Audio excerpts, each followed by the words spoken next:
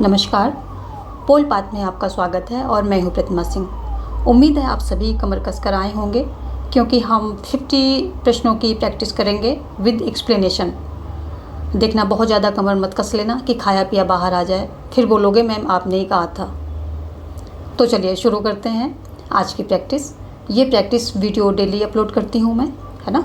और जो चैनल पर कोर्स से रिलेटेड जो कोर्स के टॉपिक हैं उनसे रिलेटेड वीडियोस अपलोडेड हैं, तो आप उन्हें भी देख करके अपना कॉन्सेप्ट क्लियर कर सकते हैं, नोट्स बना सकते हैं।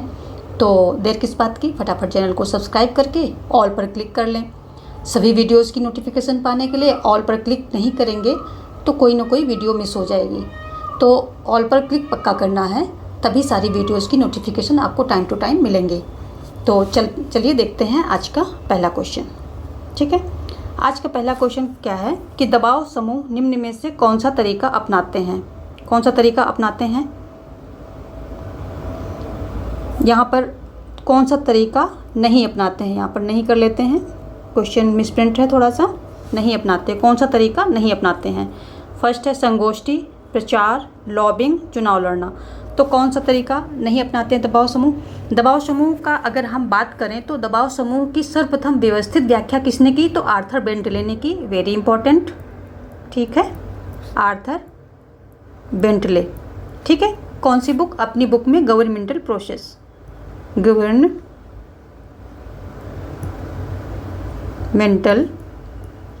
प्रोसेस, इसमें इन्होंने व्याख्या की है। और ये 1908 में ये बुक आती है, पीजीटी लेवल में ये क्वेश्चन आ सकता है। ठीक है, 1908 में ये पुस्तक जो है आती है। और दबाव समूह क्या होता है, एक ऐसा समूह होता है जिसका उद्देश्य अपने सदस्यों के हितों की पूर्ति करना होता है। ठीक है, और ये क्या करते हैं कि ये संगोष्ठी, प्रचार और लॉबिंग के थ्रू ये सारी चीज़ें अपनी जो है बात मनवाते हैं सरकार से। और ये इनकी कार्यशैली है। जो लॉबिंग है दबाव समूह की एक प्रमुख कार्यशैली है। अगर हम लॉबिंग की बात करें तो ये प्रमुख है। इसको हिंदी में क्या बोलते हैं, प्रकोष्ठक, क्या बोलते हैं, प्रकोष्ठक संपर्क। ठीक है, तो ये दबाव समूह, इनका नाम ही इसी पर पड़ा है कि ये सरकार पर दबाव बनाते हैं कि जो ये सदस्यों के हितों की पूर्ति के लिए। ठीक है, तो ये दबाव बनाते हैं और सरकार की पॉलिसीज़ में चेंजेस करवाते हैं, जैसा ये चाहते हैं वैसा करवाते हैं। तो इतना दबाव बनाते हैं। और ये कभी राजनीति में जो है राजनीति के यानी कि चुनाव वगैरह नहीं लड़ते हैं, कभी भी नहीं लड़ते हैं। और ये अपनी बातों को मनवाने के लिए संवैधानिक असंवैधानिक साधनों का भी प्रयोग कर लेते हैं। ठीक है, तो का प्रयोग राजनीति और प्रशासन में परोक्ष भूमिका, ये मतलब संवैधानिक चीज़ों का भी इनकी सीमित सदस्यता होती है। और ये राजनीति में कभी नहीं जाते हैं। ठीक है, और ये जो है मेन इनका काम क्या है कि सरकार पर दबाव बनाना होता है और अपने जो लोग होते हैं उनके हितों की पूर्ति के लिए। तो ये कौन सा काम नहीं करते, संगोष्ठी भी करते हैं, प्रचार भी करते हैं, लॉबिंग भी करते हैं। ये चुनाव नहीं लड़ते हैं, कभी भी ये समूह जो है चुनाव नहीं लड़ता है, यानी कि राजनीति में नहीं जाता है। ठीक है, तो ऑप्शन डी आपका सही हो जाएगा। देखते हैं अगला क्वेश्चन। अल्प विकास को समझाने के लिए डिपेंडेंसी थ्योरी का विचार किसने प्रस्तुत किया। ठीक है, किसने है, वी.आई. लेनिन ने किया, या गुंडार फैंग ने किया, या समीर अमीन ने किया, या उपर्युक्त में से कोई नहीं। तो अगर हम बात करें कि अल्प विकास को समझाने के लिए ये डिपेंडेंसी थ्योरी का विचार किसने किया था, तो समीर अमीन ने दिया। ऑप्शन सी सही हो जाएगा। समीर अमीन के द्वारा ये विचार दिया गया है डिपेंडेंसी थ्योरी का। ठीक है, देखते हैं अगला क्वेश्चन। क्वेश्चन 3 कह रहा है प्राकृतिक अवस्था शांति सद्भावना सहयोग की अवस्था है। यह कथन किसका है, तो किसका है, ये हॉब्स का है, या रूसो का है, या लॉक का है, या टी.एच. ग्रीन का है। किसका है बताना है आपको, Hobbes, Rousseau, Locke, T H. Green. तो प्राकृतिक अवस्था शांति सद्भावना सहयोग की अवस्था है, ये कथन लॉक का है ना, ये कथन लॉक का है। और अगर हम हॉब्स की बात करते हैं तो इनका मानो कैसा है, झगड़ालू होता है। रूसो की बात करें तो रूसो का कैसा होता है, रूसो का होता है आदर्श बर्बर। ये जो है वेरी इंपॉर्टेंट पूछा जाता है कि रूसो ने अपने जो प्राकृतिक मानव है उसको क्या बोला है, तो आदर्श बर्बर बोला है इन्होंने। ठीक है, हाँ, इन्होंने झगड़ालू बोला है। हॉब्स ने क्या बोला, झगड़ालू बोला है। लॉक ने शांति सद्भावना सहयोग की अवस्था बताई है। अगर हम टी.एच. ग्रीन की बात करें तो ये सकारात्मक उदारवाद के जनक हैं। ठीक है, सकारात्मक उदारवाद के जनक हैं, सकारात्मक उदारवाद के ये जनक हैं टी.एच. ग्रीन। और ये तीनों जो हैं संविदा से संबंधित विचारक हैं, Hobbes, Locke and Rousseau. Option C आपका सही हो जाएगा। देखते हैं अगला क्वेश्चन। छावनी बोर्ड के संबंध में निम्नलिखित में से क्या सही नहीं है? आपको बताना है इतने ऑप्शन में कौन सा ऑप्शन सही नहीं है।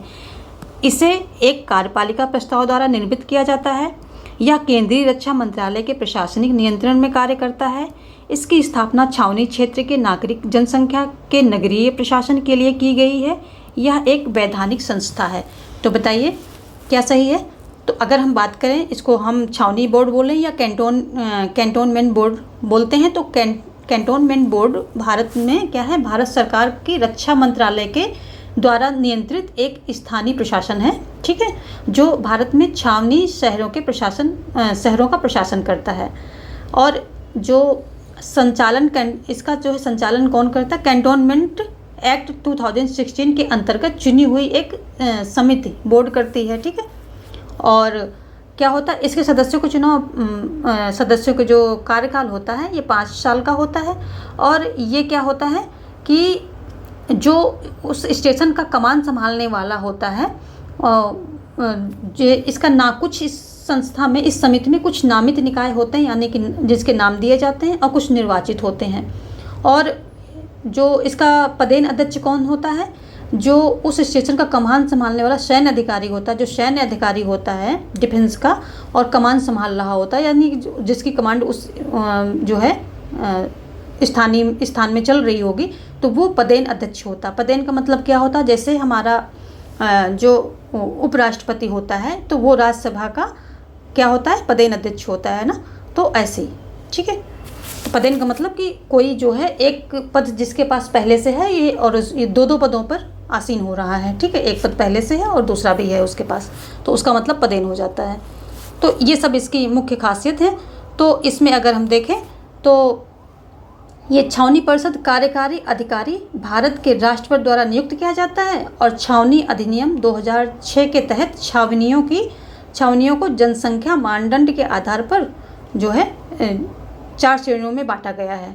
और छावनी बोर्ड क्या है? एक वैधानिक निकाय है। तो ये एक वैधानिक निकाय है और ये भी, इसकी स्थापना छावनी क्षेत्र की नागरिक जनसंख्या के लिए है, ये भी सही है।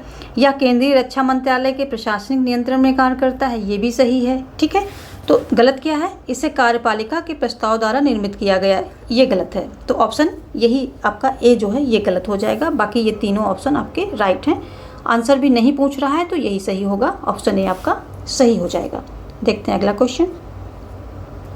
निम्नलिखित में से कौन संप्रभुता के बहुलवादी सिद्धांत का समर्थक नहीं है? कौन नहीं है बताना है।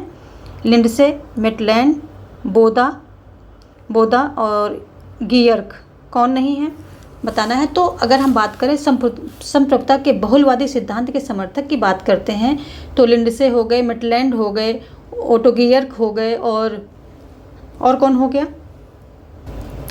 और बार्कर हो गए, है ना, GDH कोल हो जाते हैं, ये सब लियोन दुगवी हो जाएंगे, पाल बानकोर हो जाएंगे, फिजिस हो जाते हैं, ये सारे हैं। अगर मेन की बात करें तो GDH कोल, लिंडसे, मिटलैंड और बोदा और डिग्वी, ये ज़्यादा इनके बारे में ज़्यादा पूछते हैं। तो ये जो हैं सभी बहुलवादी सिद्धांत के समर्थक हैं। ठीक है, बोदा बहुलवाद के समर्थक नहीं है। ठीक है, तो ऑप्शन सी आपका इसमें सही हो जाएगा, क्योंकि इसमें से पूछा निम्नलिखित में से कौन संप्रभुता के बहुलवादी सिद्धांत का समर्थक नहीं है।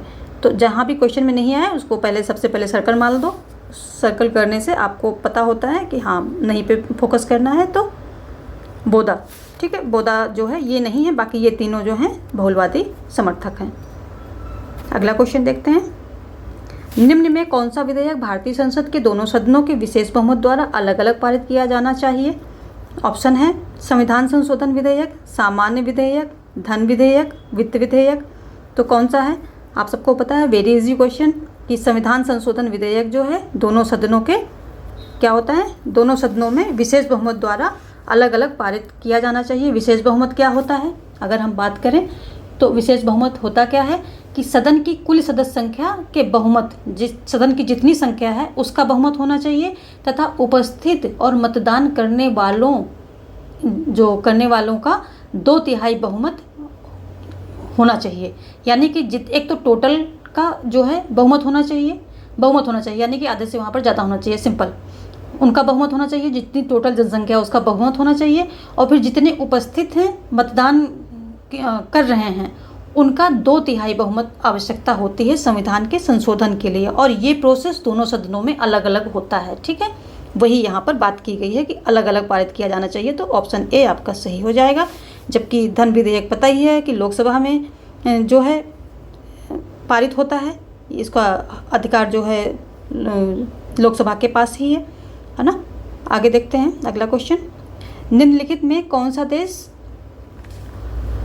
क्या बिम्स्टेक का सदस्य नहीं है? बिम्स्टेक, सबसे पहले हम ये बिम्स्टेक समझ लेते हैं। Bay of Bengal initiative for multi sectoral technical and economic cooperation. चलो हम इसको लिख देते हैं, आप लोग नोट डाउन कर लो, ताकि इतना लंबा पूछा नहीं, लेकिन कॉन्सेप्ट पता होना चाहिए कि ये जो है बिम्स्टेक का मतलब क्या निकल रहा है। Bay of Bengal initiative, bay of Bengal, तो जिसको जो हिंदी वाले हैं वो प्लीज़ उसको हिंदी में नोट डाउन कर लें, हिंदी के शब्दों में लिख लें। तो मैं बोल रही हूँ सुन करके, bay of Bengal initiative for multi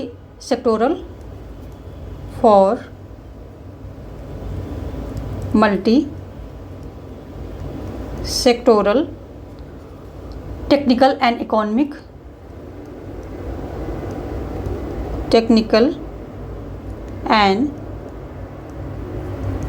economic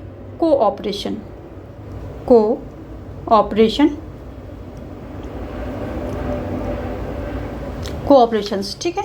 ये इतना इसका लंबा नाम है, आप इसको नोट डाउन कर लें, लर्न करने की ज़रूरत नहीं, बस आपको एक अंडरस्टैंडिंग होनी चाहिए कि है क्या चीज़, ठीक है।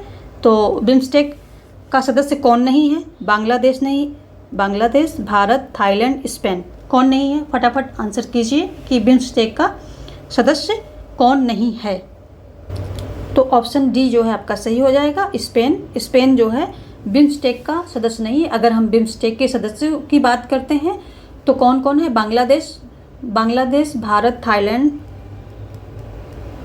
बांग्लादेश, ठीक है, भारत, थाईलैंड, है ना। बांग्लादेश, भारत, थाईलैंड, म्यांमार, श्रीलंका, भूटान, नेपाल, जो अपने से बिल्कुल लगे हुए हैं ना वही हैं। थाईलैंड और कौन है? म्यांमार, श्रीलंका,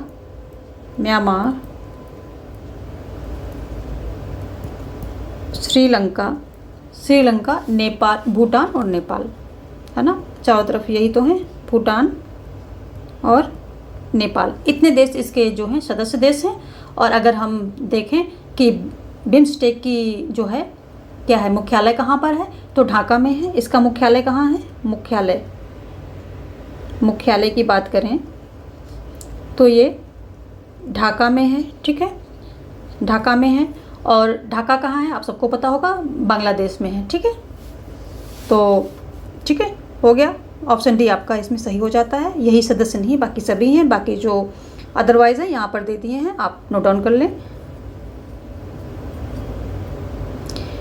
अगला क्वेश्चन कह रहा है यूपीएससी के अध्यक्ष और सदस्य का कार्यकाल होता है 3 वर्ष होता है, 4 वर्ष होता है, 5 वर्ष होता है या 6 वर्ष होता है? तो फटाफट आंसर कीजिए, कितने वर्ष होता है? तो जो ये यूपीएससी होते हैं, संघ लोक सेवा आयोग में अध्यक्ष व कुछ अन्य सदस्य होते हैं, और ये क्या राष्ट्रपति द्वारा जो नियुक्त किए जाते हैं, ठीक है। तो और इनका कार्यकाल कितना होता है? या तो 6 वर्ष होता है या फिर 65 वर्ष की आयु, जो भी इनमें से जो पहले पूरा हो जाए, ठीक है। तो ये जो है 6 वर्ष, ऑप्शन डी आपका सही हो जाए। या तो ये 6 वर्ष होगा या 65 वर्ष की आयु अगर पूरी हो रही है तो इन दोनों में से जो पहले पूरा हो जाए वही मान लिया जाएगा, ठीक है। तो देखते हैं अगला क्वेश्चन। अगला क्वेश्चन कह रहा है निम्नलिखित में से किसने समाजवाद के अंतर्गत सांस्कृतिक क्रांति का विचार प्रतिपादित किया? किसने किया? कार्ल मार्क्स ने किया, माओ त्से तुंग ने किया, या वी.आई. लेनिन ने किया, या जे स्टालिन ने किया? किसने किया? फटाफट आंसर कीजिए। किसने किया? तो बताइए, फटाफट बताइए, आंसर कीजिए। किसने किया? कार्ल मार्क्स ने किया, माओ से तुंग ने किया। ये मैंने कई बार प्रैक्टिस में करा रखा है।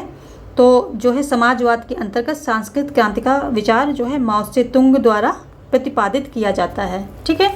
और इनका मानना है कि जितनी ये औद्योगिक क्रांति जितना ज़रूरी है, उतने ही ज़रूरी जो है ये सांस्कृतिक क्रांति भी ज़रूरी है, क्योंकि सांस्कृतिक क्रांति से जो है क्या होता है, नई प्रणाली, ज्ञान की नई प्रणाली का सृजन होता है, और इससे जो है औद्योगिकरण के महत्व को लोग समझने में सक्षम होते हैं। यानी कि जितना सांस्कृतिक जो है क्रांति के थ्रू ये ज्ञान प्रणाली का उदय होगा, उतना ज़्यादा अच्छा रहेगा। तो इन्होंने औद्योगिक के साथ सांस्कृतिक की भी समर्थन किया है कि ये भी क्रांति होनी चाहिए, ठीक है। अगला क्वेश्चन क्या कह रहा है?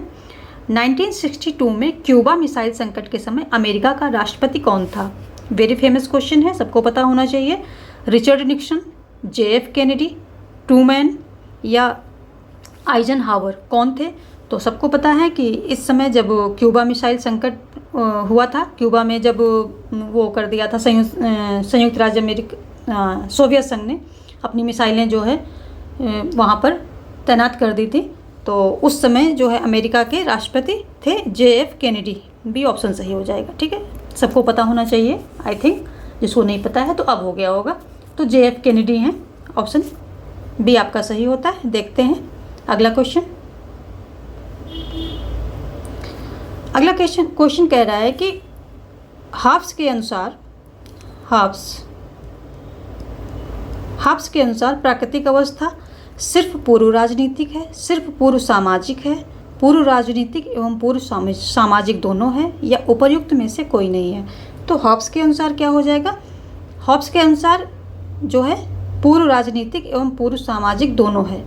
इनके अनुसार इनकी प्राकृतिक अवस्था ना तो सामाजिक थी और ना ही राजनीतिक थी। जबकि अगर हम लॉक की बात करें तो लॉक में जो है पूर्व सामाजिक नहीं थी, यानी कि सामाजिक व्यवस्थाएं वहाँ पर थीं, लेकिन पूर्व राजनीतिक थी, क्योंकि वहाँ पर कोई अथॉरिटी नहीं थी, कोई सत्ता नहीं थी जो वहाँ पर नियम थे, प्राकृतिक कानून थे, उनको लागू करवा सके। तो ये लॉक के अनुसार पूर्व राजनीतिक थी, जबकि हॉब्स के अनुसार पूर्व राजनीतिक एवं पूर्व सामाजिक दोनों थी, ठीक है। तो हॉब्स ने अपनी जो है प्राकृतिक अवस्था को बहुत ही बुरा बताया है। आगे देखते हैं, क्वेश्चन 12 कह रहा है हेयर प्रणाली का तात्पर्य है क्या है? एकल संक्रमणीय मत प्रणाली, सूची प्रणाली, यहाँ पर प्रणाली होना चाहिए, प्रणाली, ठीक है, या संचय प्रणाली, या सामान्य बहुमत प्रणाली। क्या हुआ? तो जो हेयर प्रणाली का मतलब होता है,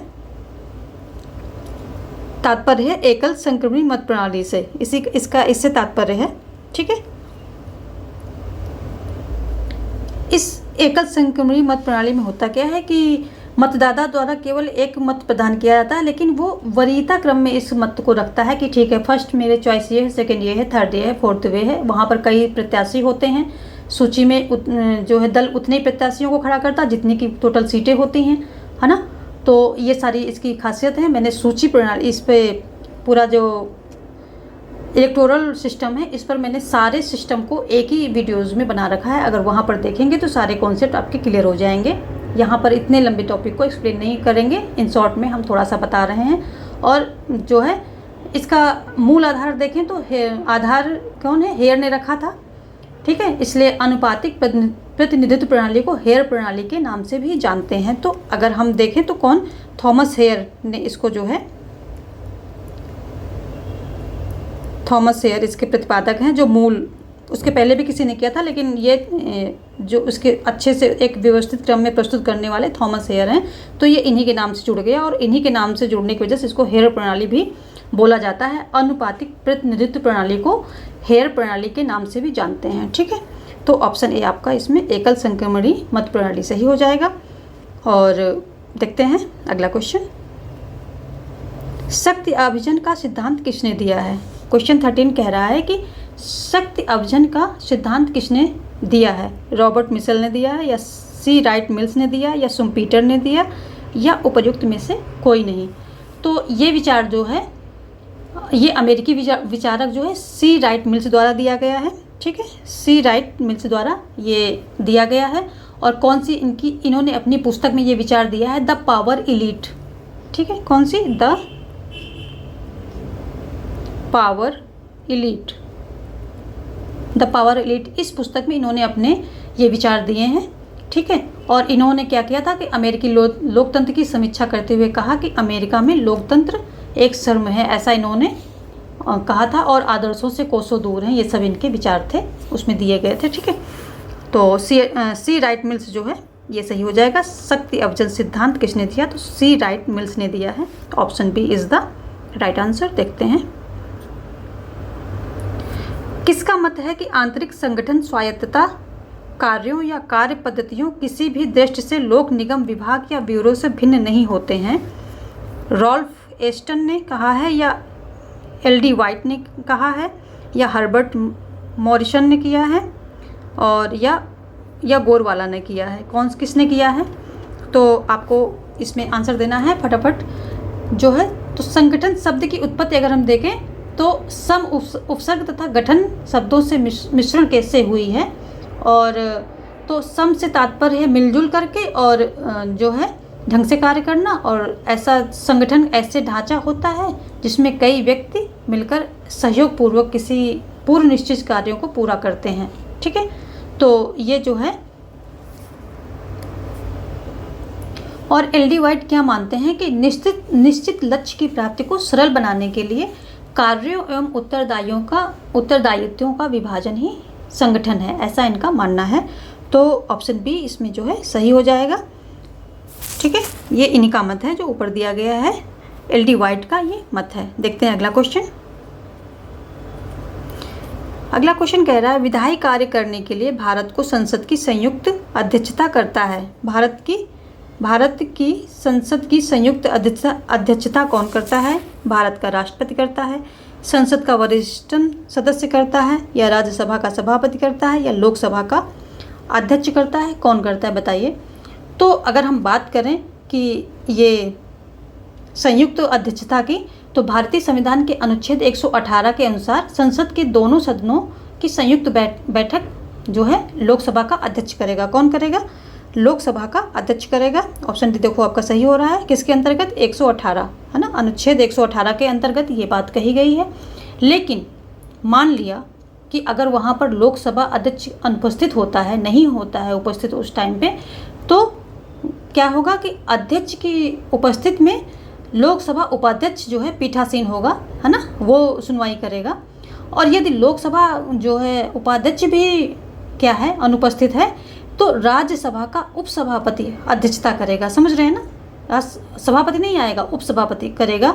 और यदि वह भी नहीं है तो कोई ऐसा व्यक्ति पीठासीन होगा जो बैठक में उपस्थित सदस्यों द्वारा तय किया जाएगा। ठीक है, आ गई ना बात समझ में? भाई देखो, सबसे पहले लोकसभा अध्यक्ष करेगा, अगर वो नहीं होता है तो उपाध्यक्ष करेगा, लोकसभा उपाध्यक्ष करेगा, अगर वो भी नहीं है तो राज्यसभा का उपाध्यक्ष करेगा, अगर बाय चांस वो भी नहीं है तो जितने वहाँ पर सदस्य इकट्ठे हैं वो सब मिलजुल के जिस व्यक्ति का नाम चुन लेंगे कि ठीक है आज की कार्यवाही यही सुनेगा, तो वो सुन लेगा। ठीक है, पीठासीन अधिकारी यही होगा आज का, तो वो टेम्परेरी उस दिन के लिए पीठासीन अधिकारी बन जाएगा। ठीक है, बात समझ में आ गई ना? आगे देखते हैं। जो भी आपको नया पॉइंट लगे नोट करते रहिए, मैं लिखूंगी तो बहुत टाइम लेगा, है ना। आगे देखें, बहुलवादी महत्व देते हैं, किसको देते हैं? राज्य को, समूह और संगठनों को, सरकार को, या नगर पालिका को। तो बहुलवादी जो महत्व देते हैं समूहों और संगठनों को, ये महत्व देते हैं, और इनका मानना है कि राज्य के अंतर्गत दूसरी भी संस्थाएं हैं, तो सिर्फ राज्य को सारा जो है सत्ता प्रदान नहीं की जा सकती, दूसरे जो है समूह है, संगठन है, उनका भी उतना ही महत्व है, ऐसा ये मानते हैं। तो ठीक है, बी ऑप्शन समूहों और संगठनों को, ये सही हो जाएगा। और आगे देखते हैं अगला क्वेश्चन। नगर राज्य का संबंध माना जाता है, किससे माना जाता है? वेरी इजी क्वेश्चन है, सभी को आंसर करेंगे। किससे माना जाता है? प्राचीन मिस्र से, प्राचीन भारत से, या प्राचीन यूनान से, या प्राचीन चीन से होना चाहिए यहाँ पर। ठीक है, चीन कर देते हैं, या प्राचीन चीन से। तो बेसिकली ऑप्शन सी आपका सही हो जाएगा, जो प्राचीन यूनान से इसका संबंध है नगर राज्य का। ठीक है, इसको क्या बोलते थे ये लोग? सिटी स्टेट बोलते थे, है ना, सिटी स्टेट बोलते थे इंग्लिश में। और यूनानी भाषा में इसे पोलिस भी कहते थे, ठीक है। जो यूनान ये नगर राज्य होते थे, शब्द का प्रयोग, सिटी स्टेट शब्द का प्रयोग करते थे, और यूनानी भाषा में इसे पोलिस कहते थे, ठीक है, पोलिश। ये भी पूछ लेता है कि जो नगर राज्य होते हैं उनको यूनानी भाषा में क्या कहते थे, तो पोलिस को पोलिस कहते थे। लेकिन अगर हम बात करें कि जो आधुनिक समय में किसने राज्य शब्द का प्रयोग किया, तो आधुनिक समय में राज्य शब्द का प्रयोग करने वाले कौन है, मैकियावली हैं। मैंने कई बार बताया ये बात, और इन्होंने अपनी मैकियावली इन्होंने जो है आधुनिक उसमें राजनीतिक विचारक मैकियावली 16वीं शताब्दी के प्रारंभ में जो है इन्होंने क्या किया है, द प्रिंस में किया था। किसका प्रयोग, राज्य शब्द का प्रयोग, ठीक है, राज्य शब्द का प्रयोग इन्होंने किया है। किसमें, द प्रिंस में। बड़ी ही फेमस बुक है, बहुत ही। इसी में ये क्या देते हैं, इसी में देते हैं अपना वो व्याघ्र एंड लोमड़ी नीति, ये सारी नीतियाँ देते हैं इसी बुक में, द प्रिंस में। इसमें राजा को बेसिकली बताते हैं कि कैसे कैसे राजा को जो है शासन चलाना चाहिए, तो उस बारे में। तो मैकियावली क्या प्रिंस में ये सारी चीज़ें बताते हैं। राज्य का सर्वप्रथम प्रयोग आधुनिक संदर्भ में अगर बात करें तो मैकियावली करते हैं। कब करते हैं, 16वीं शताब्दी की शुरुआत में करते हैं। यानी कि अगर हम प्रिंस की बात करें, रिलेट कीजिए इसको, तो ये द प्रिंस कब आई थी, ये द प्रिंस आती है 1513 में, ठीक है। 1513 में अगर ये द प्रिंस आ रही तो क्या हुआ, 16वीं शताब्दी का शुरुआती है, उसी में आ गई थी ये। तो ऑप्शन जो है आपका ये सही हो गया। पोलिस बोलते हैं। राज्य शब्द का सर्वप्रथम किसने, आधुनिक जो है संदर्भ में बात करें तो राज्य शब्द का जो है सबसे पहले प्रयोग जो है मैकियावली द्वारा किया गया है। किस में किया है, द प्रिंस में किया है, 16वीं शताब्दी के शुरुआत में किया है, ठीक है। हो गया इतना, आगे देखते हैं। मार्क्स ने नौकरशाही की प्रशंसा निम्न में से किस विशेषता के लिए की, तार्किकता के लिए, गोपनीयता के लिए, लोक कल्याणकारी राज्य की स्थापना में सहायक, राष्ट्रों में केंद्रीकरण की प्रवृत्ति की बढ़ोतरी में भूमिका। किसके लिए की, फटाफट बताइए, आंसर दीजिए आप लोग।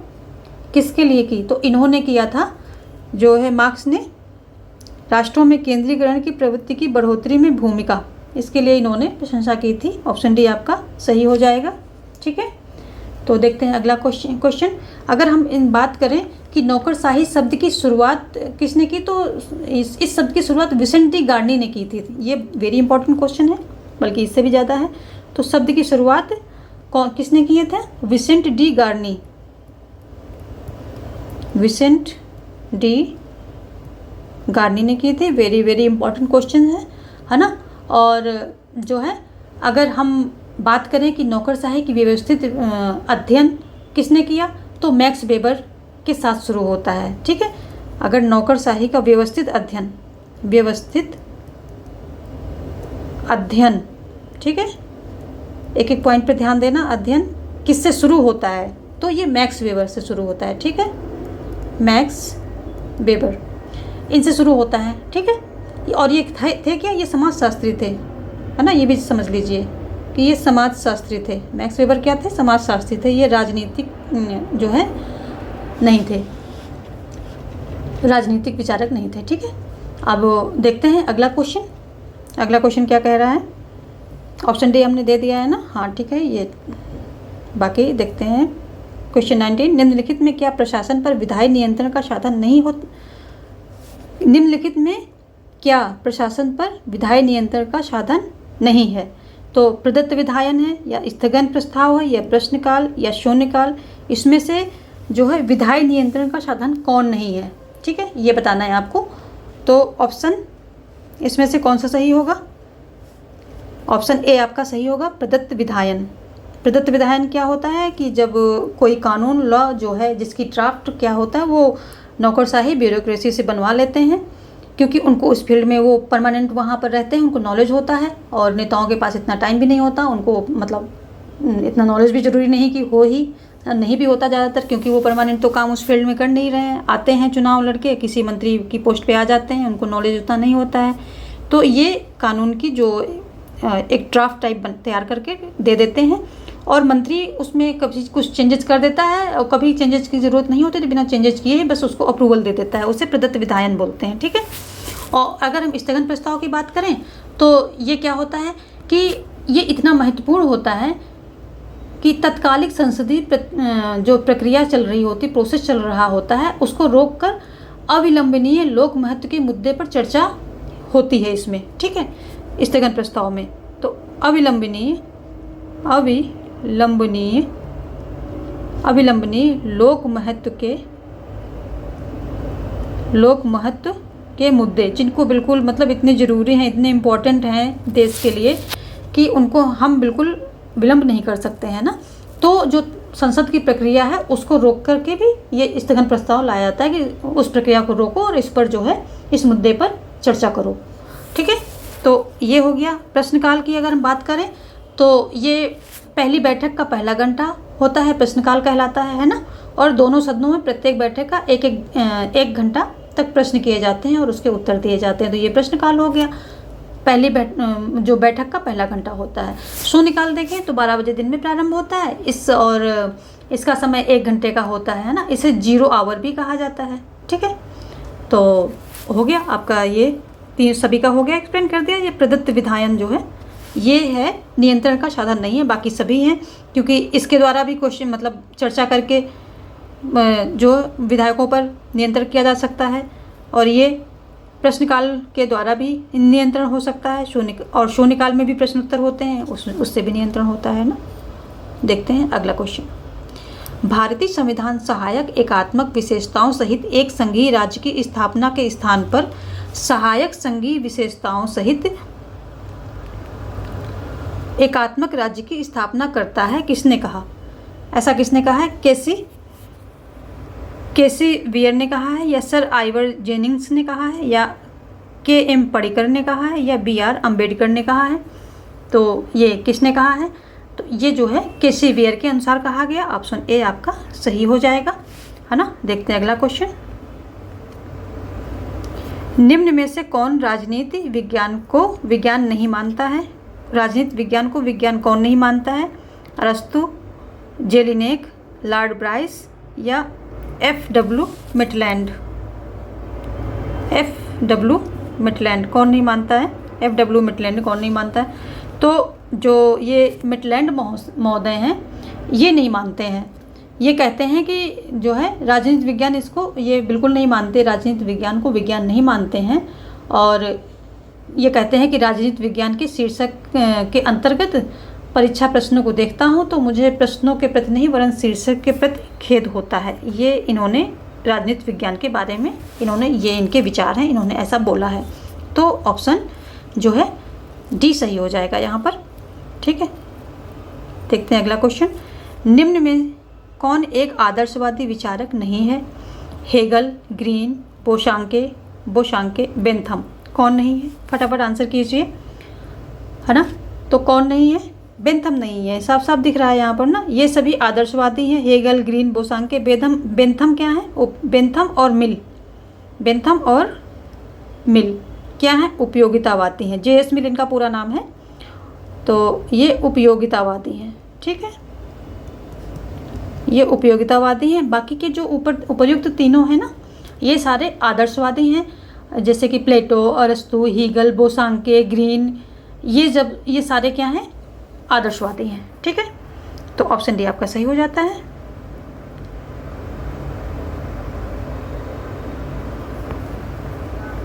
देखते हैं अगला क्वेश्चन। निम्न में किसका संबंध शीत युद्ध से नहीं है? किसका संबंध नहीं है? फुल्टन भाषण, ट्रूमैन सिद्धांत, मार्शल योजना, या उपर्युक्त कोई नहीं। तो किसका तो इसमें देखें तो फुल्टन भाषण, ट्रूमैन सिद्धांत और मार्शल योजना, इन तीनों का संबंध शीत युद्ध से है। तो क्या हो जाएगा? उपर्युक्त कोई नहीं। आप जो है ये ऑप्शन डी सही हो जाएगा, क्योंकि सभी का संबंध है शीत युद्ध से। तो ऐसा कोई ऑप्शन नहीं है इसमें कि जो शीत युद्ध से संबंधित नहीं है। तो ऑप्शन डी सही हो जाएगा कि कोई भी ऐसा ऑप्शन नहीं है जो शीत युद्ध से संबंधित नहीं है, यानी सभी शीत युद्ध से संबंधित हैं। संयुक्त राज्य अमेरिका, है ना, संयुक्त राष्ट्र अमेरिका और भूतपूर्व सोवियत संघ के संदर्भ में देतांत यानी कि डेटेंट का तात्पर्य है क्या है? परस्पर शत्रुता, दोनों के मध्य तनाव में शिथिलता, और परस्पर अविश्वास या प्रतिस्पर्धा।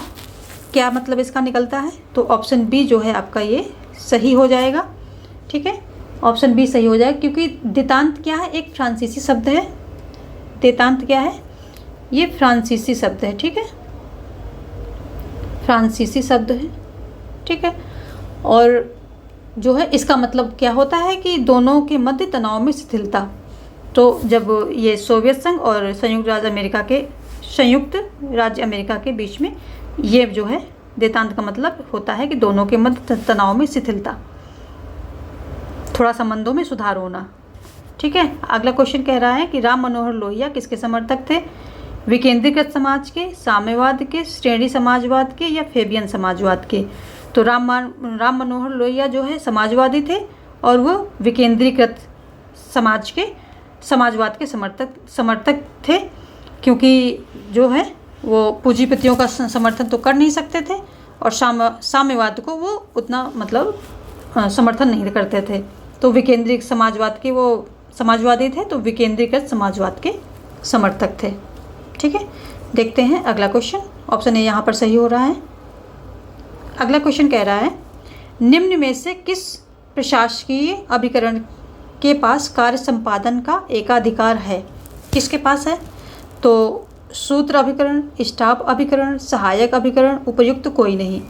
तो अगर हम प्रशासकीय अभिकरण के कौन से प्रशासकीय अभिकरण के पास जो है कार्य संपादन का एकाधिकार है, तो हो जाएगा यहाँ पर दो मेन है, सूत्र और स्टाफ। अगर हम स्टाफ की बात करें तो ये क्या होता है कि ये सिर्फ ये वो इकाई है जो मात्र परामर्श देती है। ठीक है, जबकि सूत्र इकाई वो होती है जो नीतियों को लागू करती है। तो सूत्र इकाई क्या है, ये लागू करती है। स्टाफ अभिकरण की बात करें तो ये परामर्शी होता है, यानी कि ये परामर्श देती है। ठीक है, तो ये जो मुख्य कार्यपालिका के कार्यों में सहयोग देने वाले कर्मचारियों को, जो मुख्य कार्यपालिका होती है जो उसमें सहयोग करते हैं कर्मचारी, उनको दो भागों में विभाजित हम कर सकते हैं या किया जाता है, स्टाफ तथा सूत्र, है ना।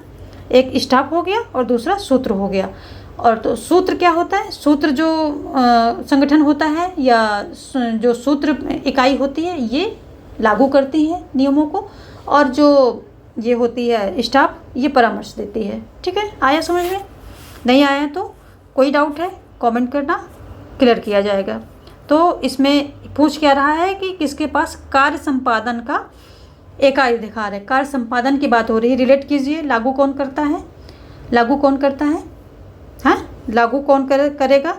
लागू करना, संपादन करना एक ही बात हुई। तो सूत्र अभिकरण, है ना, सूत्र अभिकरण यहाँ पर ऑप्शन सही हो जाएगा।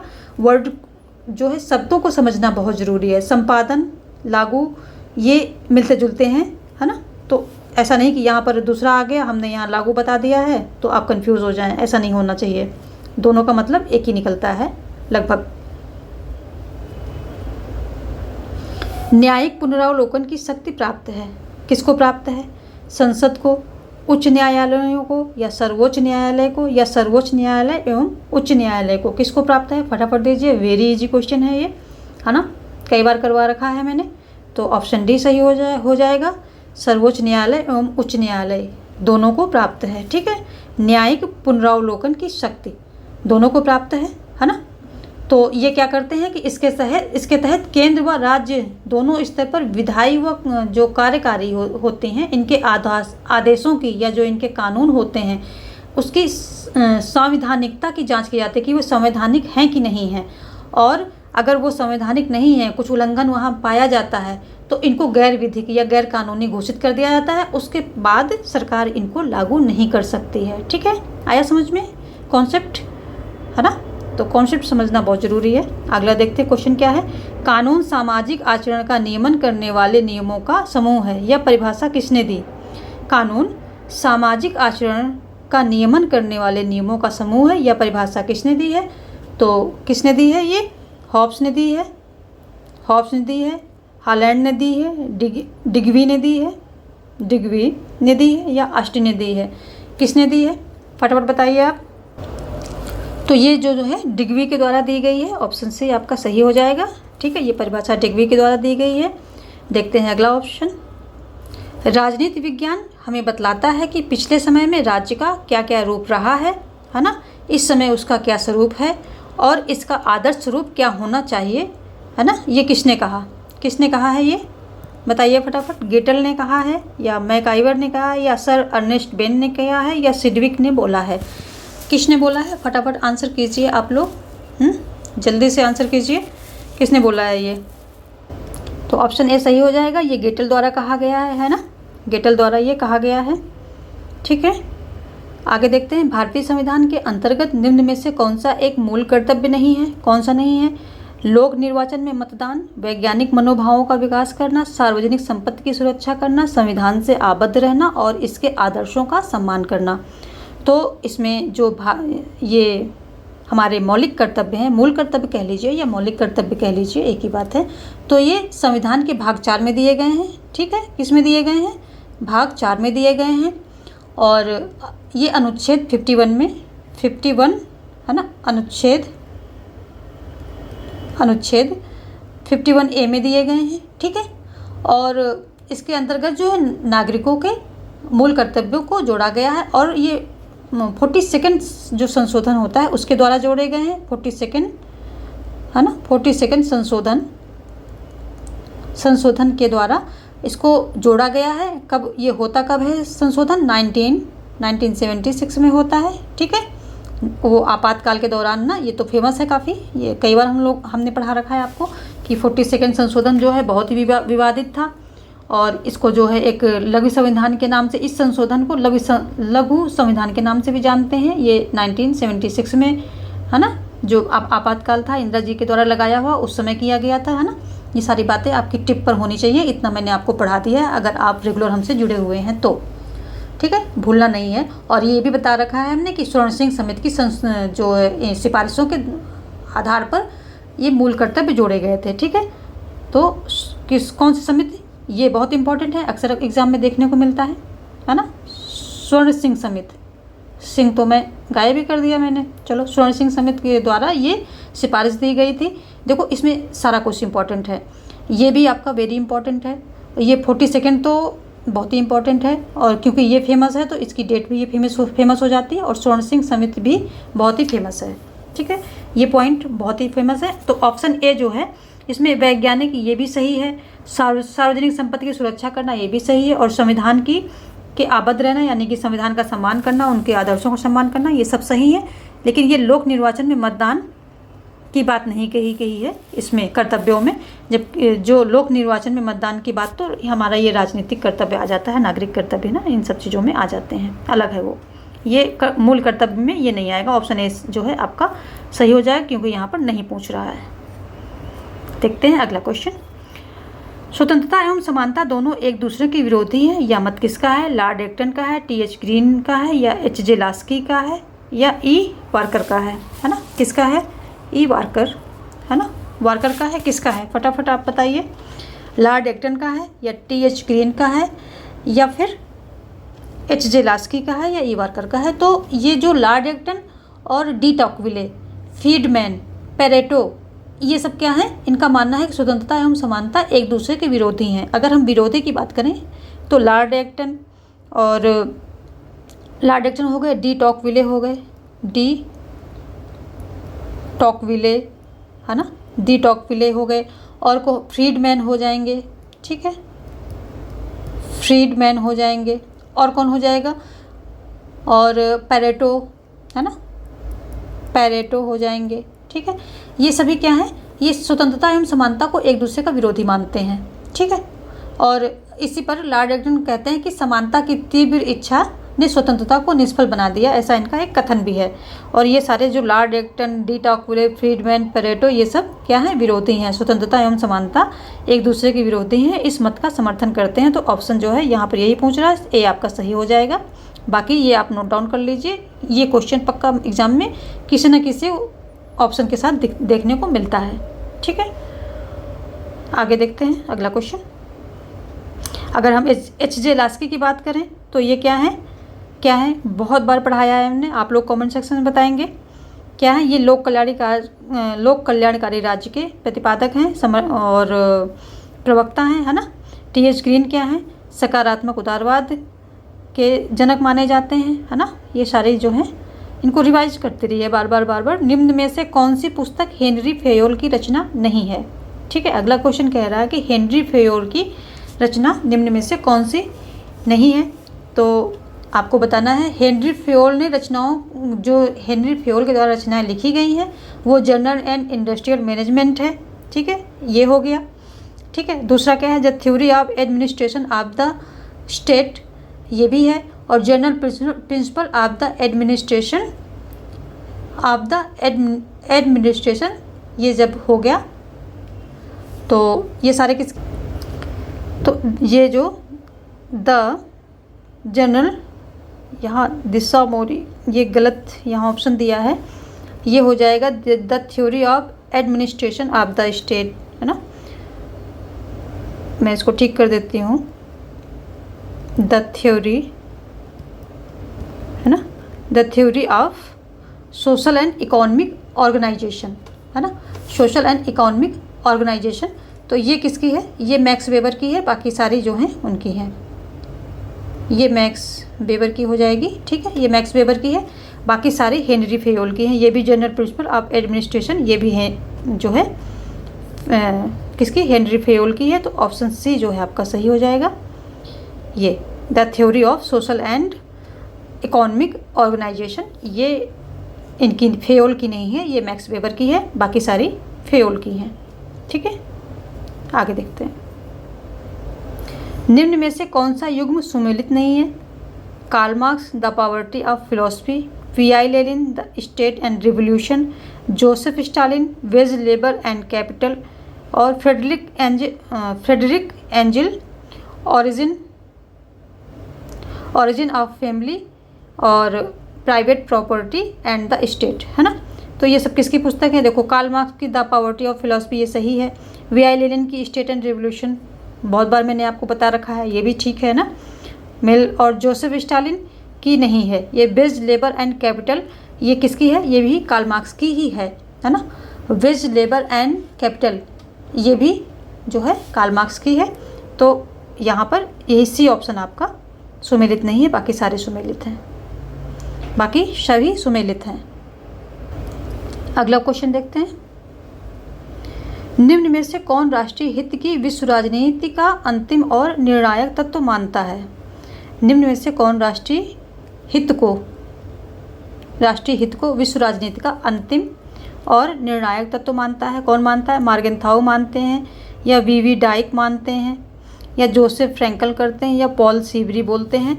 तो ये बहुत ही फेमस है कि जो मार्गेनथाउ है, ऑप्शन ए आपका सही हो जाएगा। राजनीति का जो राष्ट्रीय हित है, इसको इन्होंने बहुत महत्व दिया है, शक्ति को महत्व दिया है, राष्ट्रीय हित को महत्व दिया है, और कहते हैं कि राष्ट्रीय हित को इन्होंने जो है राष्ट्रीय हित को विश्व राजनीति में अंतिम और निर्णायक तत्व माना है। ठीक है, ऑप्शन ए सही हो जाएगा।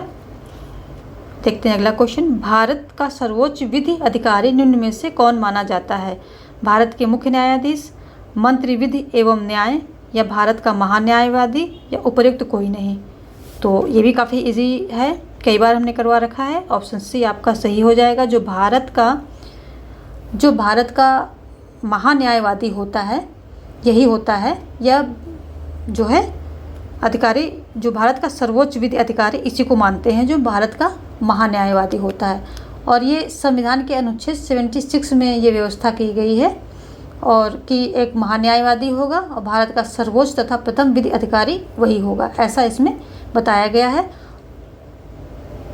और इसकी योग्यता क्या होगी कि ये सर्वोच्च न्यायालय के न्यायाधीश की योग्यता रखता है। ठीक है, और इसकी नियुक्ति भी कौन करता है? राष्ट्रपति द्वारा इसकी नियुक्ति होती है। ये सब इसके खास पॉइंट हैं, आप लोग नोट कर लीजिए कि इसकी नियुक्ति जो है राष्ट्रपति द्वारा होती है। राष्ट्रपति के प्रसाद पर्यंत अपना पद धारण करता है ना। और क्या होता है कि ये जो है 76 में ऐसा बताया गया है कि भारत का एक महान्यायवादी होगा। ये सारी बातें इसके बारे में बताई गई हैं। ठीक है, देखते हैं अगला क्वेश्चन। निम्न में कौन सी गांधी दर्शन से संबंधित नहीं है? जो ये दिए गए हैं, ये गांधी दर्शन से कौन सा संबंधित नहीं है?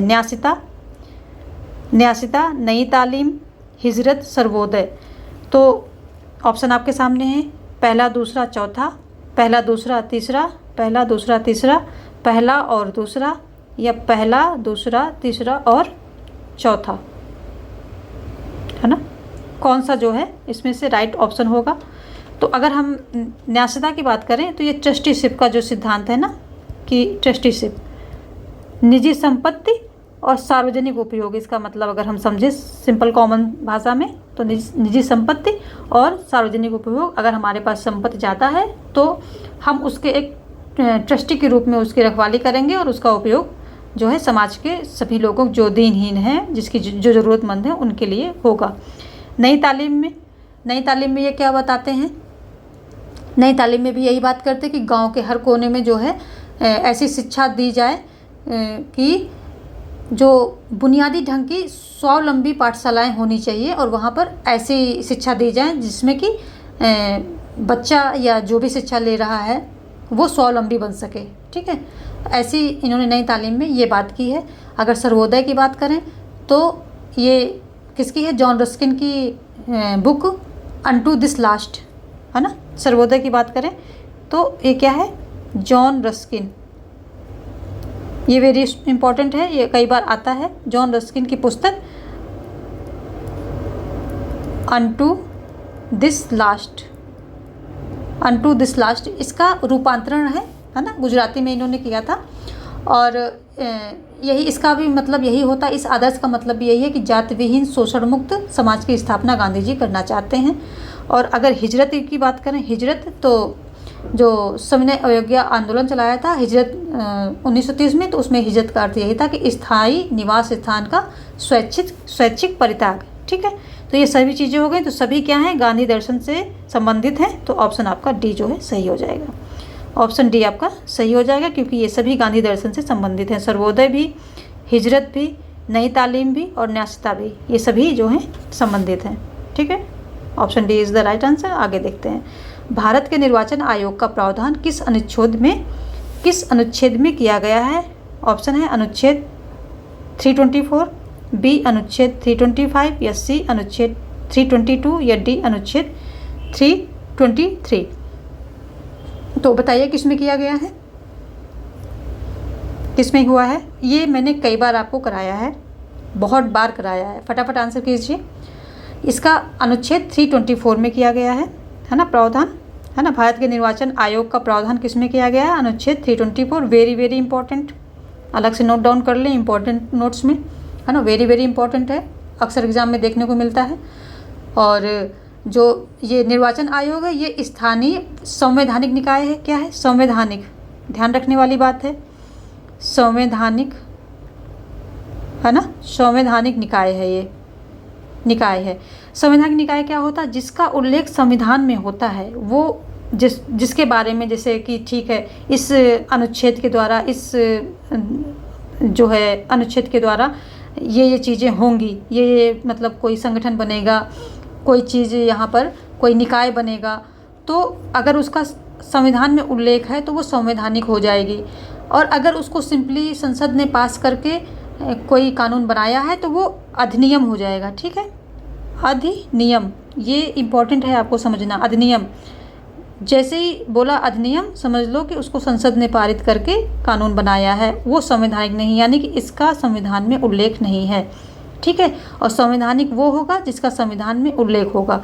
जैसे कि हमारी लोकल गवर्नमेंट को क्या बोला है? संवैधानिक दर्जा दिया गया है। संविधान में उसका प्रॉपर सूची है, सब कुछ उसके बारे में बताया गया है, शक्तियों के बारे में, है ना। तो वो संवैधानिक है और ये नहीं है। जैसे कि हमारा लोकपाल और लोकायुक्त, ये अधिनियम है, संवैधानिक नहीं है। ठीक है, तो ऑप्शन ए आपका सही होता है। देखते हैं अगला क्वेश्चन, है ना। इसकी स्थापना कब होती है? 25 जनवरी 1950 को होती है, ये भी ध्यान रख लीजिए, ये भी इम्पोर्टेंट है। जो ये निर्वाचन आयोग है तो ये संवैधानिक निकाय है, प्लस इसकी स्थापना कब होती है? 25 जनवरी, है ना, 1950 को होती है। ठीक है, जब हमारा आगे देखते हैं तब होती, आगे देखते हैं। ये इम्पोर्टेंट पॉइंट है, वो जो इम्पोर्टेंट पॉइंट है आप उसको नोट करते रहिए। अगला क्वेश्चन कह रहा है, निम्न में से किस लेख का अर्थ होता है हम हुक्म देते हैं? ऑप्शन है बंदी प्रत्यक्षीकरण, ये क्या है? लेख को हम रिट्स बोलते हैं ना, इंग्लिश में हम रिट्स बोलते हैं, हिंदी में उसको हम लेख बोलते हैं। ध्यान रखिए, इसमें कंफ्यूज मत हो जाइएगा। बंदी प्रत्यक्षीकरण, परमादेश, अधिकार परीक्षा, उत्प्रेषण। उत्प्रेषण किसको बोलते हैं? तो ऑप्शन बी आपका सही हो जाएगा। जैसे कि इसके वर्ड से ही पता चल रहा है, परमादेश, परम को अलग कर दो तो आदेश आ रहा है ना, तो परमादेश हो जाएगा। परमादेश का हो मतलब अगर शाब्दिक अर्थ देखें तो आज्ञा देना होता है।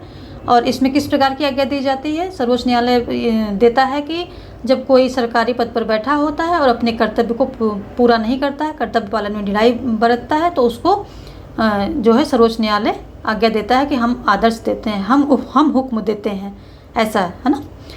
तो ये परमादेश जो है, जो उच्च न्यायालय, सर्वोच्च न्यायालय द्वारा, उच्चतम न्यायालयों द्वारा निम्नतम न्यायालयों को भी दिया जाता है। दोनों रूप से ये होता है। कोई अगर सरकारी अधिकारी है, कर्मचारी है, उसके अगर वो अपने कर्तव्य नहीं पूरा कर रहा तो उसको भी दिया जाता है, प्लस जो उच्चतर न्यायालय हैं उनको निम्नतर न्यायालयों को भी दिया जाता है उच्चतर न्यायालयों द्वारा। ऑप्शन बी सही होता है। देखते हैं अगला क्वेश्चन। लेसेस फेयर का सिद्धांत किससे प्रभावित था? स्वतंत्रता के सकारात्मक विचार से प्रभावित था, या स्वतंत्रता के नकारात्मक विचार से प्रभावित था, या ए एवं बी दोनों था, या उपर्युक्त में से कोई नहीं? तो फटाफट बताना है किससे प्रभावित था। तो ये विचार जो है स्वतंत्रता के नकारात्मक विचार से प्रभावित था, क्योंकि जो है एडम स्मिथ ने अपनी बुक वेल्थ ऑफ नेशन में, है ना, लेसेस फेयर का सिद्धांत किसने था? तो एडम स्मिथ ने दिया था, है ना। वेरी इंपॉर्टेंट है, एडम स्मिथ द्वारा दिया गया। अपनी बुक जो है वेल्थ ऑफ नेशन, है ना, इसमें दिया। इसमें कहते क्या हैं ये? राज्य की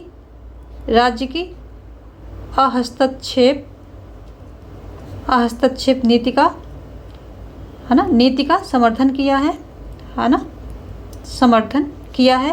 कहते क्या है? अगर कॉमन भाषा में समझे तो कहते हैं कि सभी व्यक्तियों को बाजार में खुला छोड़ दो, और जब सभी व्यक्ति अपनी आय में वृद्धि कर लेंगे तो नेशन यानी कि राष्ट्र की आय अपने आप बढ़ जाएगी, है ना। तो ये नीति है, इसको मैं नीचे लिख देती हूँ, हस्तक्षेप नीति का समर्थन किया है। ठीक है, Adam Smith, wealth of nation इनकी पुस्तक है, और इसमें ये जो है इस नीति का समर्थन किया है, प्लस ये सिद्धांत भी दिया है, और ये स्वतंत्रता के नकारात्मक विचार से संबंधित है एडम स्मिथ और इनका ये सिद्धांत भी, दोनों चीज़ें। ठीक है, और अगर दूसरे देखते हैं कि स्वतंत्रता के नकारात्मक स्वतंत्रता के प्रमुख समर्थकों की बात कर लें तो जे.एस. मिल, बर्लिन, फ्रीडमैन, आयशा बर्लिन थी, जे.एस. मिल, बर्लिन, फ्रीडमैन, डी टॉकविले और माइकल ऑक्सफोर्ड, स्मिथ मतलब एडम स्मिथ, और रिकॉर्डो, हेयक, नॉजिक,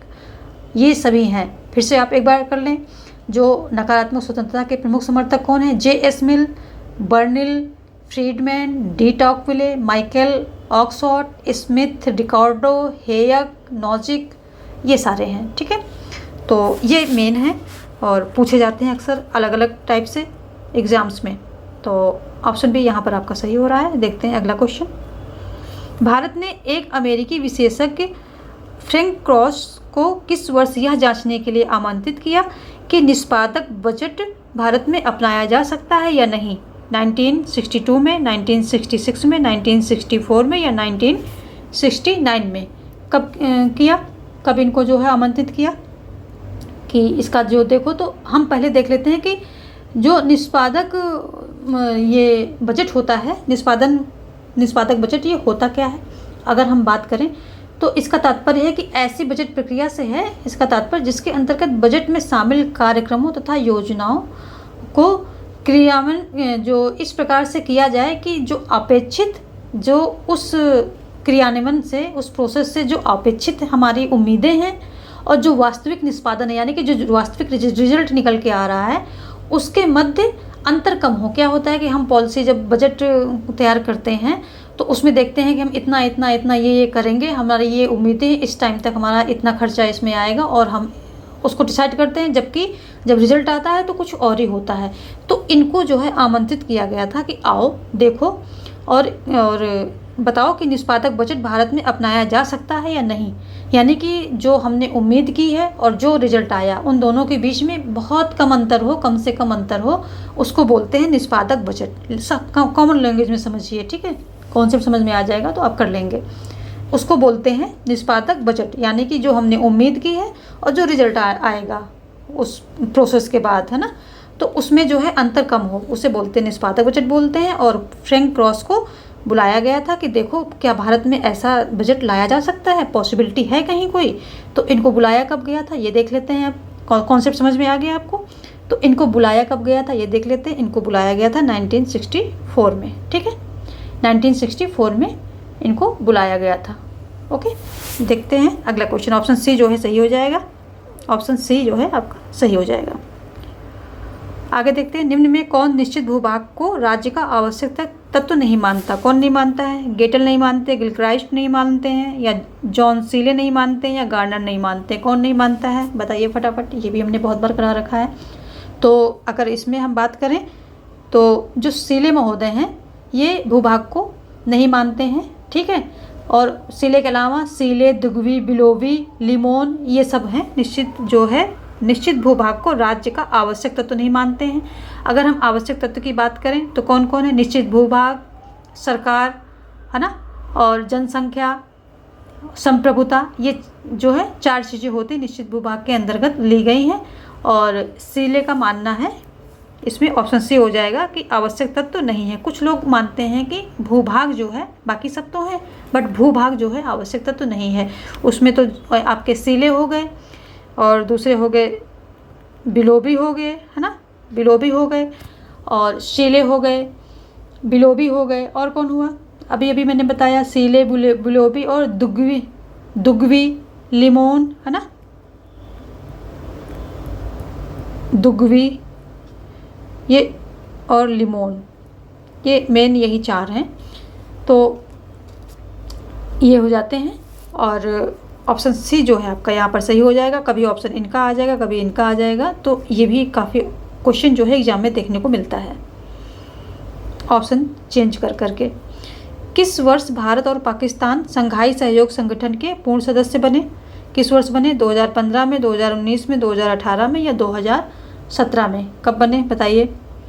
तो ये बने थे संघाई जो है सहयोग संगठन के जो है पूर्ण सदस्य कब बनते हैं? 2017 में बनते हैं। और ये एक यूरोपियन क्या है? राजनीतिक, आर्थिक और सुरक्षा संगठन है। क्या है? अगर हम संघाई सहयोग की बात करें तो क्या है ये? यूरोपीय, है ना, राजनीतिक, आर्थिक, राजनीतिक,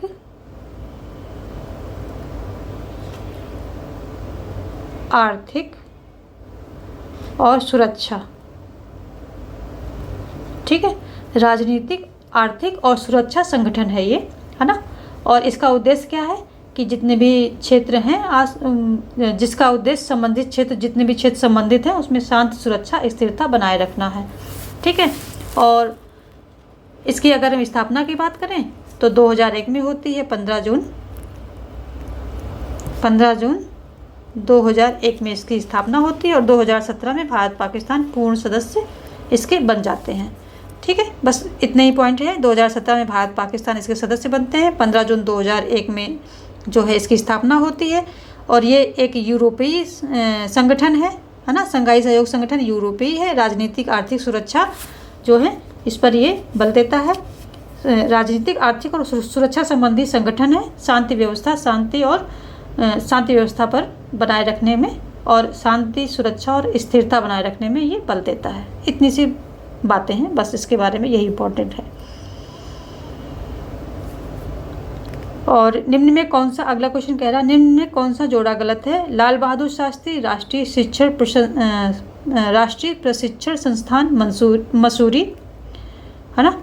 आगे क्या है? Administrative staff college Hyderabad, railway staff college Ahmedabad, या और चौथा क्या है? सचिवालय प्रशिक्षण एवं प्रबंध संस्थान नई दिल्ली।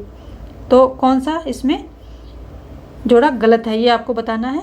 तो कौन सा? लाल बहादुर शास्त्री राष्ट्रीय प्रशिक्षण संस्थान मसूरी, ये सही है। दूसरा एडमिनिस्ट्रेटिव स्टाफ कॉलेज हैदराबाद, है ना, ये भी सही है। सचिवालय प्रशिक्षण एवं प्रबंधन संस्थान नई दिल्ली, सचिवालय और रेलवे स्टाफ कॉलेज, ये क्या है, ये बड़ोदरा हो जाएगा। तो ये जो है यही गलत हो जाएगा आपका सी, इसका क्या होगा, बड़ोदरा, इसका बड़ोदरा हो जाएगा। ठीक है, तो जोड़ा गलत पूछ रहा है तो यही गलत हो जाएगा, बाकी ये सब सही हैं। ये बहुत ही फेमस संस्थान है जो कि मसूरी में है, और एडमिनिस्ट्रेटिव स्टाफ कॉलेज हैदराबाद में है। और सचिवालय प्रशिक्षण, जाहिर सी बात है, नाम से ही पता चल रहा है सचिवालय, तो सचिवालय से संबंधित सारी चीज़ें दिल्ली में ही मिलेंगी ज़्यादातर, तो ये नई दिल्ली है ना, सचिवालय प्रशिक्षण एवं प्रबंधन संस्थान नई दिल्ली। तो ऑप्शन सी आपका यहाँ पर सही हो रहा है। देखते हैं अगला क्वेश्चन। मौलिक अधिकारों के कार्यवाह को निलंबित करने का अधिकार किसको है? मौलिक अधिकारों, ठीक है, मौलिक अधिकारों के कार्यवाह को निलंबित करने का अधिकार किसको है? संसद को है, सर्वोच्च न्यायालय को है, या राष्ट्रपति को है, या प्रधानमंत्री को है, किसको है? तो अगर हम बात करें कि मौलिक अधिकारों को कौन जो है स्थगित कर सकता है, तो इसको कर सकता है राष्ट्रपति। ठीक है, ऑप्शन सी आपका सही हो रहा है। और मौलिक अधिकार दिए कहाँ गए हैं? भाग 3 में जो है, भाग 3 में अनुच्छेद 12 से 35 तक दिया गया है ना। कहाँ से? अनुच्छेद 12 से 35, इतना जो है 12 से 35 के बीच में दिया गया है। ये भाग 3 में दिया गया है, भाग 3 में, ठीक है, और 12 से 35 के तक इसको स्थान मिला है। और मौलिक अधिकार क्या है? राज्य के विरुद्ध प्राप्त होते हैं। ठीक है, और तो ये इनको निलंबित करने का अधिकार राष्ट्रपति को होता है, अगर हम बेसिकली बात करें। ऑप्शन आपका सी सही हो रहा है। देखते हैं अगला क्वेश्चन। अगला क्वेश्चन कह रहा है, अभिप्रेरणा की द्विघटक विचारधारा की वकालत किसने की? मैस्लो ने, डगलस मैक्सग्रेगर ने, या हर्जबर्ग ने, या लिकार्ट ने? ऑप्शन सी यहाँ पर सही हो रहा है। जो हर्जबर्ग थे, फ्रेडरिक, इनका पूरा नाम क्या है? Frederick Herzberg. ठीक है, इनके द्वारा है जो इस द्विघटक विचारधारा की वकालत की गई है, और इसको आरोग्य विचारधारा के नाम से भी जाना जाता है। ठीक है, आरोग्य विचारधारा के नाम से भी जानते हैं। जो द्विघटक विचारधारा है, ये फ्रेडरिक हर्जबर्ग द्वारा दिया गया है, और आरोग्य विचारधारा इसका अगर दूसरा नाम देखें तो आरोग्य विचारधारा है। ऑप्शन सी यहाँ पर सही हो जाएगा। देखते हैं अगला क्वेश्चन। विचारकों को उनके विचार परंपराओं के साथ सुमेलित कीजिए। एडमंड बर्ग समुदायवाद, रॉबर्ट नॉजिक इच्छा स्वतंत्रवाद, जेरेमी बेंथम रूढ़िवाद, या अल्सदैर मैकिंटायर उपयोगितावाद। तो जो एडमंड बर्ग थे, ये रूढ़िवाद से संबंध है। ठीक है, रॉबर्ट नॉजिक इच्छा स्वतंत्रवाद, ये सही है। जेरेमी बेंथम किससे हो जाएंगे? उपयोगितावाद से हो जाएंगे। और ये अल्सदैर मैकिंटायर किससे हो जाएंगे? समुदायवाद से हो जाएंगे। ठीक है, तो ऑप्शन कौन सा हो जाएगा आपका?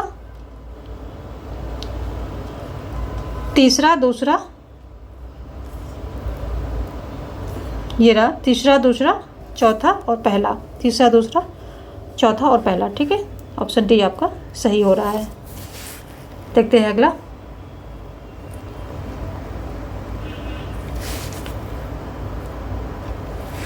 काप्लान के अनुसार शक्ति संतुलन व्यवस्था की सर्वाधिक संभावित परिणति होगी, क्या होगी? ऑप्शन है अंतर्राष्ट्रीय व्यवस्था, एक ध्रुवीय व्यवस्था, द्विध्रुवीय व्यवस्था, उपयुक्त तो कोई नहीं। तो सबसे पहले हम इस नाम को सही कर लेते हैं। मार्टन काप्लान, नाम सही पता होना चाहिए, मार्टन काप्लान। ठीक है, इनका ये नाम है। तो इन्होंने क्या किया था कि मार्टन काप्लान के अनुसार क्या करिए, शक्ति संतुलन जो व्यवस्था की सर्वाधिक संभावित परिणति जो है, क्या माना था इन्होंने? द्विध्रुवीय व्यवस्था माना था, है ना, इसी को माना था। और द्विध्रुवीय व्यवस्था है, इसका क्या मतलब है कि विश्व 2 ध्रुवों में विभाजित हो जाएगा, या शक्ति के दो ध्रुव होंगे या शक्ति के दो गुट होंगे, जैसे कि एक बार सोवियत संघ और ये अमेरिका, ऐसे दो गुटों में पूरा विश्व लगभग विभाजित था। सिर्फ कुछ देश जो थे गुट निरपेक्ष की नीति को अपनाए हुए थे, अदरवाइज ज़्यादातर मतलब विश्व जो है दो ध्रुव में विभाजित था। तो उसी का इन्होंने समर्थन किया है कि शक्ति संतुलन व्यवस्था की जो सबसे संभावित परिणीत है, जो सबसे उपयोगी है, संभावित है इनके अनुसार, तो वे दो ध्रुवी है कि विश्व जो है दो ध्रुव में बटा हो, तो वही जो है सबसे संभावित परिणीत इनके द्वारा मानी गई है। दो शक्ति के ध्रुव हों विश्व में, है ना, दो गुट हों, बिल्कुल कॉमन लैंग्वेज में दो गुट हों वहाँ पर। ऑप्शन सी आपको दे दिया है। देखते हैं अगला क्वेश्चन। रिपब्लिक राजनीति पर लिखा गया ग्रंथ होने के बजाय शिक्षा शास्त्र पर लिखा गया समस्त युगों का सर्वोत्तम ग्रंथ है, किसने कहा? किसने कहा? काफ़ी फेमस स्टेटमेंट है। अरस्तु ने कहा है, बोधा ने कहा है, ग्रीन ने कहा है या रूसो ने कहा है? किसने कहा है? फटाफट आंसर कीजिए। तो जो रूसो थे वो प्लेटो की शिक्षा पद्धति से इतना अधिक प्रभावित थे कि उन्होंने रिपब्लिक को शिक्षा पर लिखी गई सर्वश्रेष्ठ पुस्तक कह डाला था, है ना।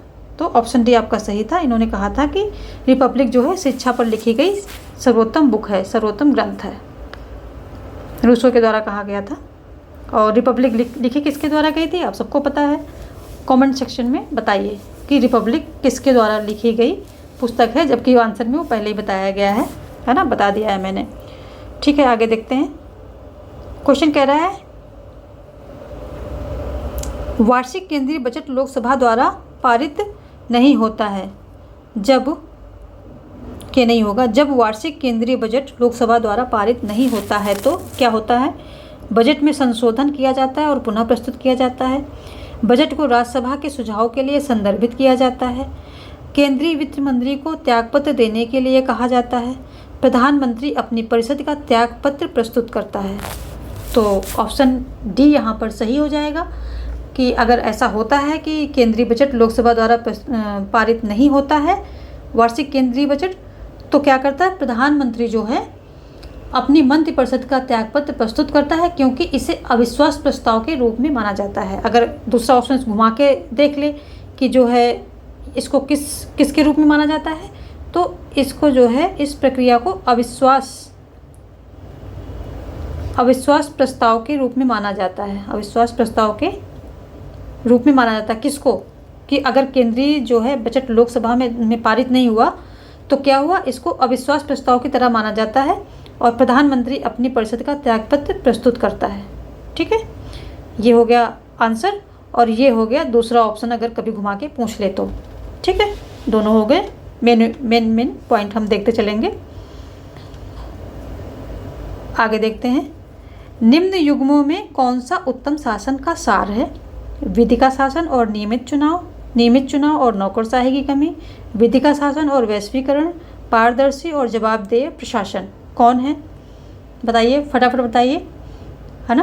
तो जो पारदर्शी और जवाबदेह प्रशासन है यही जो है उत्तम शासन का सार है। पारदर्शिता हो, जवाबदेहता हो, है ना, तो यही उत्तम शासन का सार है। ऑप्शन डी जो है आपका सही हो जाएगा।